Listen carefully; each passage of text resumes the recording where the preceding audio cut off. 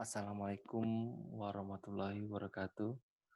Bertemu lagi dengan penulisan karya ilmiah. Sekarang sudah sampai materi yang kedua, yaitu jenis-jenis karya ilmiah. Nah, di sini yang pertama adalah sebentar. Jenis-jenis karya ilmiah adalah makalah, artikel, skripsi, dan paper. Nah, di sini salah teks sampingnya menunjukkan makalah semua ini atau artikel, skripsi, dan paper. Dia terdiri dari deskripsi. Deskripsi ini beberapa poin menjadi satu. Kemudian sequence ini artinya berurutan.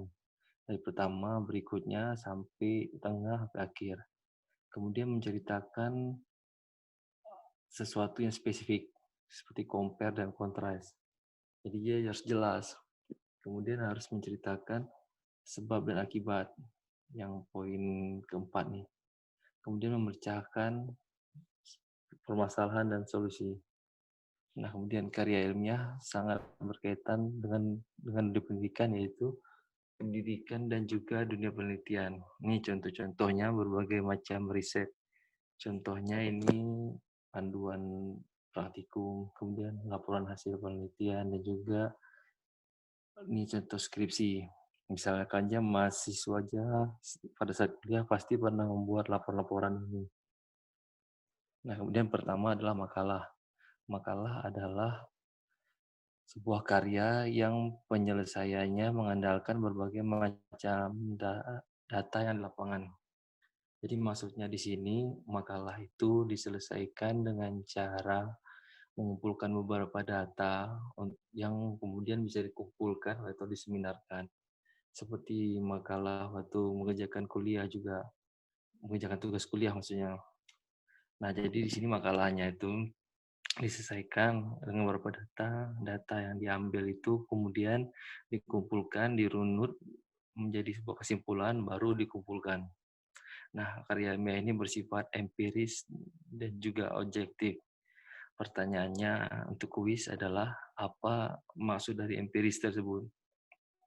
Nah, kemudian artikel. Artikel ini terbagi dua, yaitu artikel bagi jurnalis, ya, yaitu artikel untuk membuat koran atau berita-berita, dan juga artikel untuk peneliti seperti kita. Jadi membuat karya tulis ilmiah, skripsi atau tesis, disertasi atau laporan penelitian atau dan lainnya. Kemudian beberapa contoh artikel. Artikel itu ada mencakup informasi sejarah. Misalkan apa asal mula ilmu IAFM, kemudian asal mula ilmu ecological footprint. Ada juga hasil penelitian, kemudian argumentasi tentang isu tertentu. Maksudnya semacam kesimpulan dari suatu penelitian atau studi literatur. Contohnya adalah bumi datar atau bumi bulat. Kemudian pertolongan seorang Nat Geo ini maksudnya channel Discovery, seperti pertualangan yang Christopher Columbus atau pelaut-pelaut lain yang membuat peta bumi. Nah, itu dijadikan artikel. Kemudian tutorial atau bimbingan yang diajarkan pada seorang juga dikatakan artikel. Jadi ada buku panduan-panduan tertentu dinamakan artikel. Nah, di sini contoh artikel untuk ilmiah. Jadi kalau naik artikel itu untuk dosen atau mahasiswa, tahapannya sekarang sudah dinamakan jurnal. Ada beberapa tahapan, ada submit artikel, diperiksa oleh editor apakah masuk atau tidak. Kemudian ada reviewer 1, reviewer 2 pemeriksanya. Kemudian setelah diperiksa, baru bisa diterima atau di reject. Tolak. Kemudian ini untuk dibaca aja. Kemudian naskah itu terdiri dari narasi. Narasi itu merupakan rangkaian peristiwa secara sistematis dari awal, tengah, dan akhir. Jadi seperti gerigi ini. Jadi dia dari awal. Ini bergerak, ini juga bergerak, sampai bergerak di ujung. Contohnya itu narasi biografi, autobiografi, kisah pengalaman. Kemudian deskripsi. Deskripsi itu adalah jenis artikel yang berupa karangan menggambarkan tentang suatu hal kepada pembacanya, sehingga pembaca seolah-olah dapat merasakan dan melihat dan mendengar dari isi deskripsi. Nah, maksudnya di sini seperti liburan keluarga, kan belum jelas. Ada jalan-jalan, dan jalan tuh kemana. Kemudian aktivitas tuh seperti apa. Jadi diceritakan sedetail mungkin. Nah, kemudian eksposisi. Eksposisi itu menjelaskan atau memberikan informasi mengenai suatu topik agar menambah pengetahuan pembacanya. Jadi di setiap section berita ada suatu bagian yang asing atau jarang didengar, di situ diperjelas. Nah, disitulah artikel eksposisi. Kemudian artikel argumentasi itu untuk membuktikan suatu kebenaran atau fakta berdasarkan opini dan data, berdasarkan persepsi si pengambil data penelitian. Contoh sini gambar ada yang mengatakan 6 atau 9. Sebenarnya angka ini tetap satu, cuman dilihat dari persepsi si peneliti. Begitu juga penelitian, bahwasanya kita bilang nanti mangrove ini bisa tahan di daerah perairan yang salinitasnya sekian. Pada saat itu memang cocok segitu, tapi pada hari besoknya atau di tahun berikutnya pasti berbeda. Disitulah dikatakan artikel argumentasi.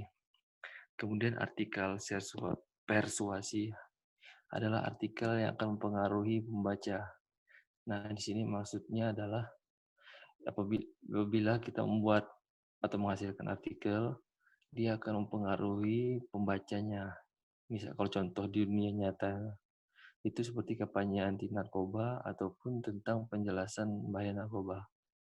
Kalau yang di Aquatic itu cerita sekarang apakah benih lobster itu dilarang untuk diekspor.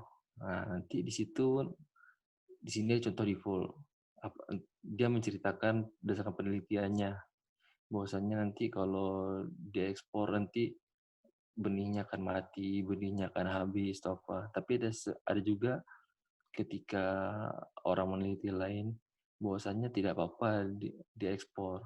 Karena kalau tidak diekspor, jumlah benih yang berlebihan akan dimangsa juga oleh ikan predator lainnya. Nah, jadi kan secara default akan tersebar kepada masyarakat. Kemudian dengan waktu berlalu akan membentuk sebuah opini, kemudian menyimpulkan sebagian pesan, membuat komitmen, membuat pola pikir, kemudian membentuk opini di masyarakat. Gitulah yang dinamakan artikel persuasi. Nah, di sini ada skripsi. Skripsi kan kebanyakan sudah tahu merupakan karya ilmiah yang dibuat oleh mahasiswa untuk bisa mendapatkan gelar sarjana. Kemudian yang inti pentingnya adalah skripsi mengacu ataupun berdasarkan teori yang telah diterbitkan sebelumnya. Maksudnya di sini kalian mengerjakan sesuatu karya tapi yang sudah pernah dikerjakan ataupun sumber datanya sudah pernah ada. Kalau data baru itu untuk S3 disertasi. Ini jadi jenis skripsi. Jenis skripsi berdasarkan hasil kajian pustaka. Tapi di akuatik atau di perikanan tidak menggunakan skripsi seperti ini. Ini di jurusan-jurusan lain, di fakultas-fakultas lain.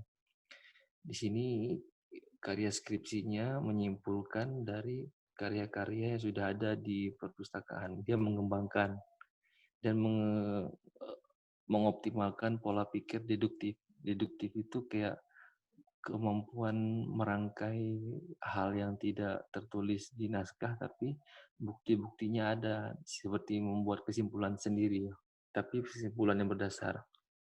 Kemudian ini skripsi berdasarkan hasil penelitian.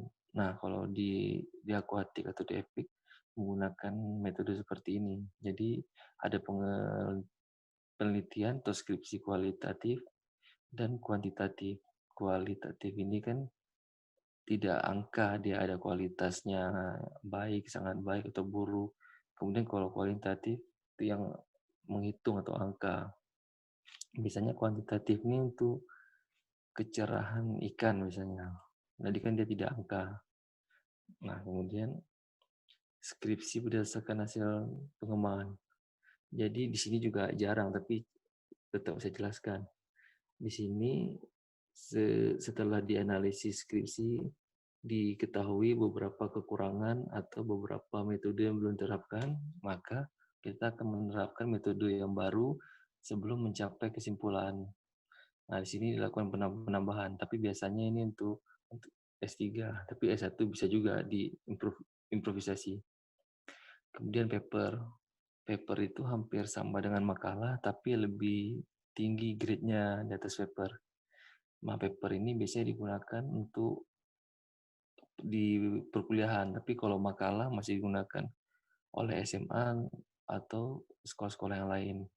Nah, bedanya adalah makalah itu ada bab-babnya, kalau paper tidak harus bab per bab, tapi biasanya babnya ada tapi tidak banyak. Kemudian makalah itu membahas topik masalah tertentu.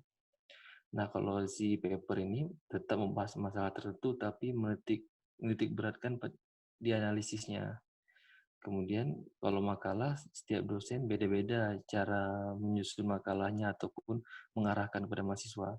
Tapi kalau paper itu cara penulisannya udah ditentukan di mana kita yang mengikuti lomba paper atau penyedia publish paper.